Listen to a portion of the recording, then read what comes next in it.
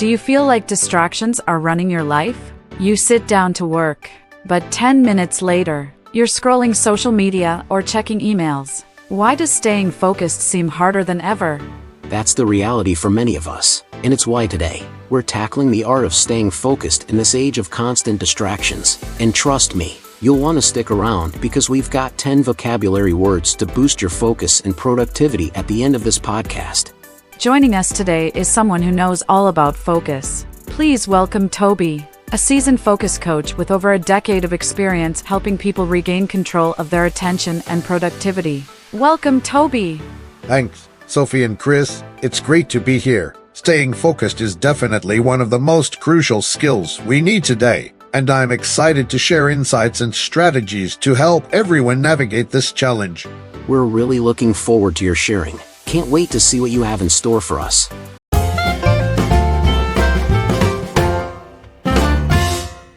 Toby is a focus coach with over 10 years of experience helping people reclaim their attention in a world full of distractions. Let's get right into it. Toby, why is focus such a big deal right now? In our digital age, focus is everything. It's the key to achieving success and living a fulfilling life. But constant distractions, especially from digital devices, are derailing our productivity. What's the actual cost of these distractions? Are we just talking about wasted minutes? Or is it bigger than that? Great question, Chris. It's much bigger. Research shows that after an interruption, it takes an average of 23 minutes and 15 seconds to regain full focus. Plus, there's something called attention residue.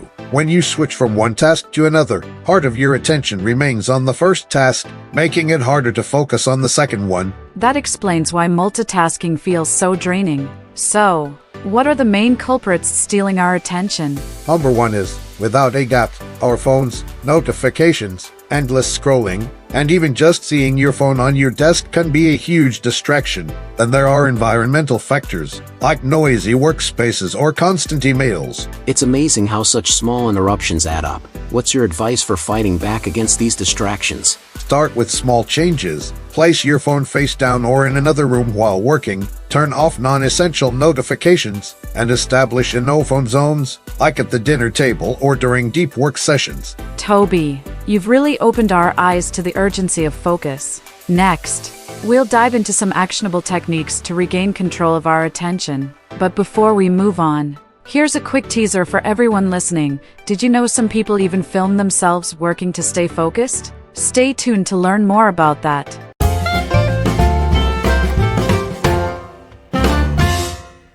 Have you ever sat down to work, only to find yourself scrolling through your phone 10 minutes later? Why is it so hard to stay focused, especially in today's world?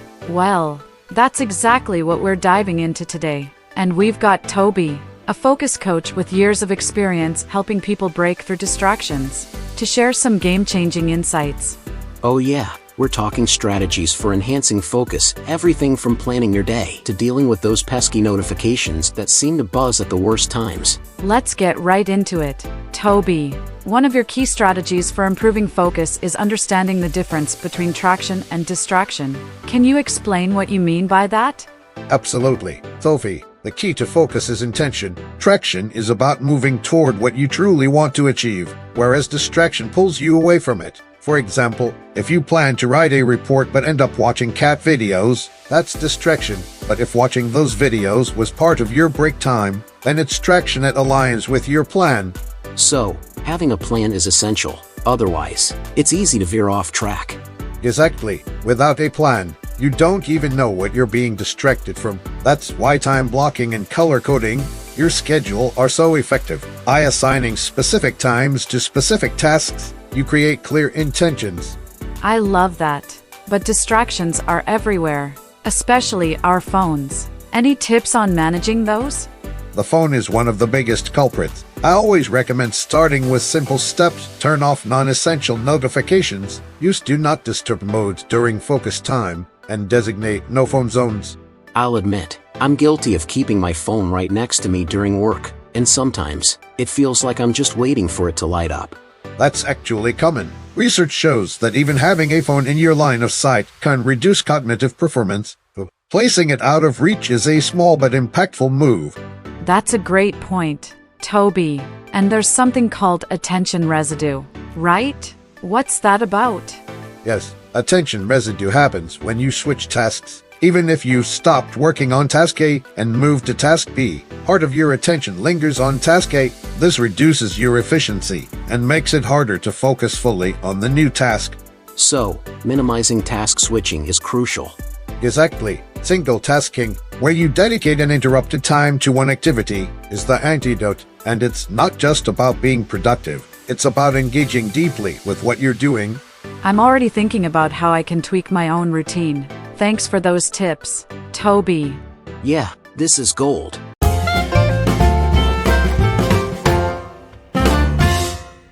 Welcome back. Here's a question for you. What if I told you that the secret to skyrocketing your productivity and creativity lies in just one simple concept? Would you be curious to know what it is? Stick around because today we're diving deep into deep work, the superpower with our guest Toby, who has spent years mastering focus and productivity. Toby, welcome to the podcast. Could you start by explaining what deep work is and why it's become such a buzzword in productivity circles? Thanks, Sophie and Chris. Deep work is all about focusing without distraction on a cognitively demanding task. It's the kind of work that produces real value, whether that's solving a complex problem, creating something original, or mastering a skill. In today's noisy, digital world, this ability is increasingly rare, and that's what makes it so powerful. I love that. It's like a hidden superpower we all have, but rarely use. Why do you think so many of us struggle with deep work? Great question, Chris. One big reason is the constant barrage of distractions, mails, notifications, social media. These things not only pull us away, but also create something called attention residue. When you switch tasks, your mind stays partially stuck on the previous one, which makes it harder to focus fully on the next. That's fascinating, and it's so relatable. So, what are some practical steps people can take to start cultivating deep work in their lives? Start by scheduling deep work blocks in your day, time where you eliminate distractions and focus entirely on one task. Also, practice single tasking, focus on just one thing at a time. This is a muscle you can strengthen over time. I like the idea of single tasking, but what about boredom? That's a big hurdle for many of us, right? Absolutely. Chris, boredom is often the brain's way of seeking instant gratification, but learning to tolerate boredom is key to deep work. Instead of reaching for your phone, try sitting with the discomfort for a bit. It's amazing how quickly your mind will refocus. So true. And you also mentioned eliminating shallow work.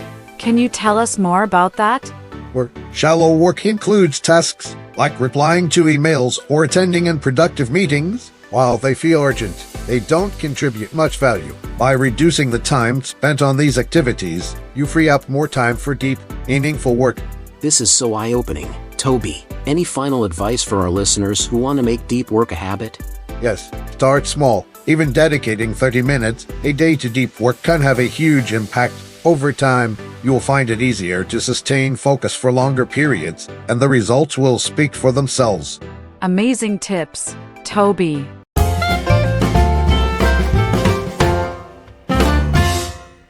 Did you know that regular exercise and taking breaks can actually make you smarter? Today, we're exploring how physical activity and strategic breaks can turbocharge your focus. And of course, we have Toby with us to share his insights. That's right, Toby, a productivity coach and fitness enthusiast, has seen firsthand how a healthy body fuels a sharper mind. Thanks for sticking with us, Toby. It's great to be here. And yes, there's a direct link between movement and mental clarity. Let's break it down. Fantastic. So, Toby, what exactly happens to our brains when we exercise? Well, Sophie, when you move your body, you increase blood flow to the brain, which enhances cognitive functions like memory and concentration. Think of it as giving your brain a fresh supply of fuel. Even a brisk 10-minute walk can have a big impact. That sounds doable. What about those of us stuck behind a desk all day? How can we fit in exercise without disrupting work?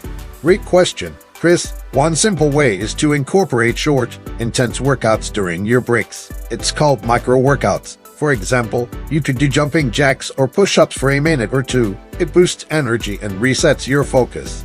Speaking of breaks, we hear a lot about the importance of stepping away from work. How often should we take breaks? The key is to work with your natural attention span. I like the 50 to 17th rule. Work intensely for 52 minutes, then take a 17-minute break. During the break, step away from your screen, go for a walk, stretch, or even meditate. I love that. It's like hitting the reset button for your brain. But what about sleep and nutrition? How do they tie into focus? Absolutely essential. Sleep is when your brain consolidates memories and processes the day's information. Aim for 7 to 9 hours a night. As for nutrition, focus on brain-friendly foods like leafy greens, nut, and omega-3 rich fish. So it's not just about what you do during the day, it's about preparing your body and mind for success, right? Exactly. Think of your body as the hardware and your focus as the software. If the hardware isn't functioning well, the software won't run smoothly. That's a great analogy. Before we wrap up, Toby, what's one thing our listeners can do today to improve their focus? Start small. Take a 5-minute walk outside after this podcast. You'll feel the difference, immediately refreshed and ready to tackle your next task. That's such a practical tip. Thanks, Toby.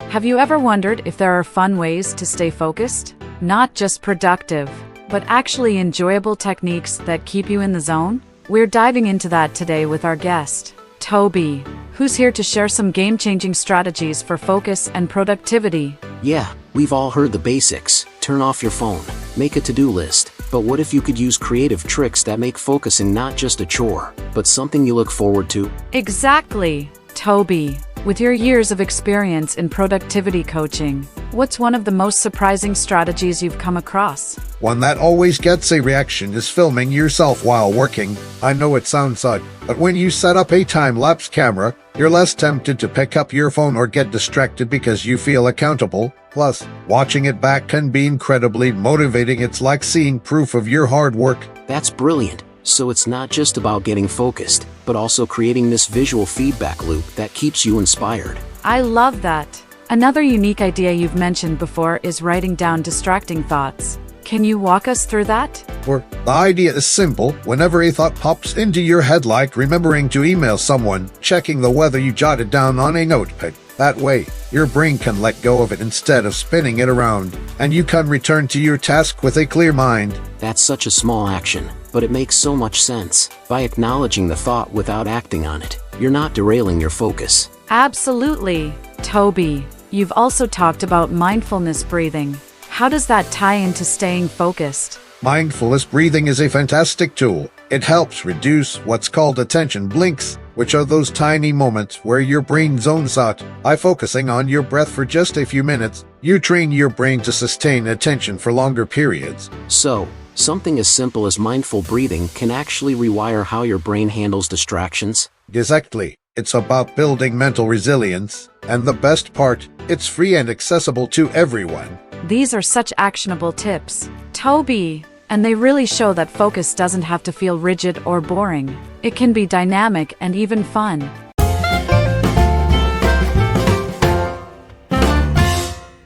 Toby, is focus something people can actually develop? Absolutely. While some people might have a natural ability to concentrate, focus is a skill that can be cultivated. Think of it like going to the gym. The more you work on it, the stronger it gets. That makes sense. But what does working on focus actually look like? It starts with intention. You need to know what you want to focus on, or as I like to say, if you don't have a target, how can you aim? Planning is crucial. For instance, using tools like time boxing or the Pomodoro Technique can help structure your day effectively. I've tried the Pomodoro Technique. It's surprisingly effective. But what about distractions? How do you tackle those? Distractions are the enemy of focus. One trick is to identify your biggest distractions and set boundaries. For example, turning off non-essential notifications or creating no phone zones while working. And remember, multitasking is a myth that just splits your attention. What about people who feel like they're naturally scatterbrained? Is there hope for them? Definitely. For those people, starting small is key. Try single tasking for 10 minutes and gradually increase the duration. It's also helpful to practice mindfulness or meditation. Training your brain to stay in the moment can work wonders. So, to wrap this up, focus isn't just a skill you're born with, it's something you can build through intention, practice, and the right strategies. And don't forget, the techniques Toby shared, like time boxing and reducing distractions, are great starting points. We'd love to hear how our listeners put these into action. Absolutely. Give these strategies a shot and remember, progress over perfection. Even small improvements can make a big difference in your productivity. Thanks, Toby. And listeners, stay tuned. Our vocabulary review is coming up next.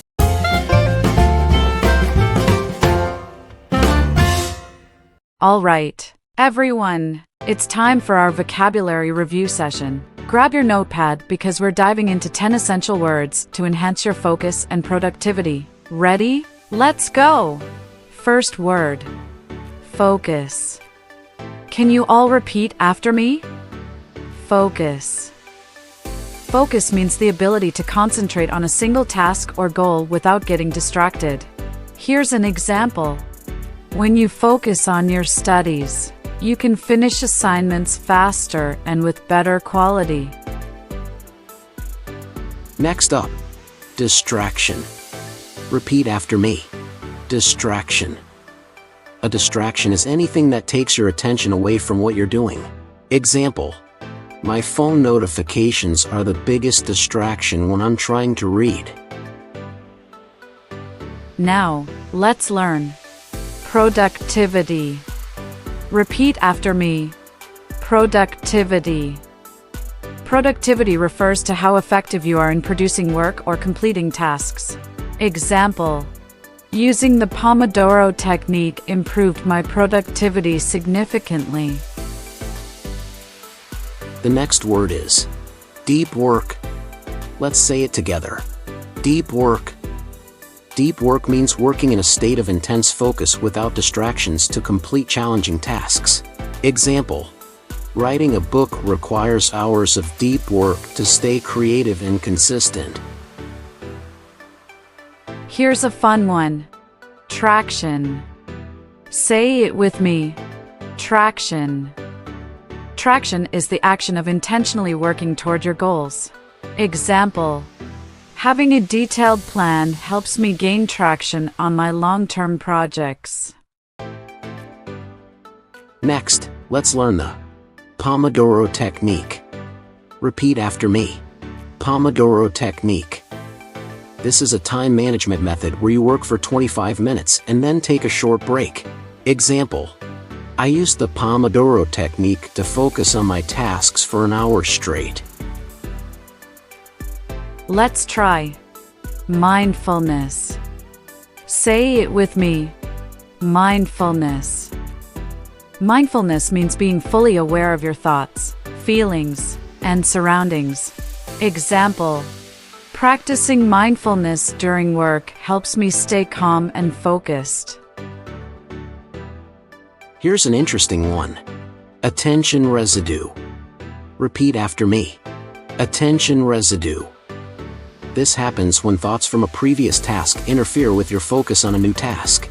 Example: I couldn't focus on my meeting because of attention residue from an earlier email. Next word. Time blocking. Let's say it together. Time blocking. Time blocking is a technique where you dedicate specific times to specific tasks. Example: I use time blocking to schedule my entire day and avoid wasting time. And finally, interruption. Say it with me. Interruption. An interruption is when something stops you from continuing what you're doing. Example: I was in deep work mode, but an unexpected phone call caused an interruption. Great job, everyone! These 10 words are key to mastering focus and productivity. Practice using them in your daily life, and you'll be unstoppable. Stay tuned because more tips are coming your way in future episodes. Until next time. This is the end of today's episode, but remember, learning English doesn't stop here. There's so much more to explore, so make sure to check out our other episodes to keep your English journey going. Don't forget to hit the subscribe button and stay updated with our latest lessons. Keep practicing, keep growing, and we'll see you in the next episode. Happy learning!